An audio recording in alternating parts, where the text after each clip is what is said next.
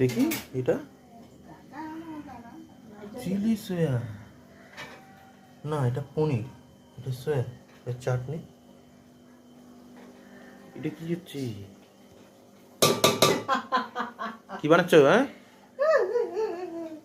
আজকে শনিবার না, নিরামিষ কি খাবো কি খাবো কি খাবো ভাবতে ভাবতে বেলা হয়ে যাচ্ছে। ধর ঘোড়ার ডিম কত কি তো আজ করে নি। সয়াবিন দিয়ে আর পনির দিয়ে সয়া চিলি করলাম।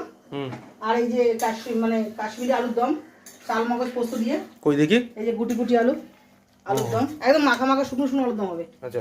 আর এটা হচ্ছে ওই বাংলা যে ফ্রাইড রাইস গুলো হয় না, মিষ্টি মিষ্টি, এটা হচ্ছে ওই বাংলা ফ্রাইড রাইস করছি।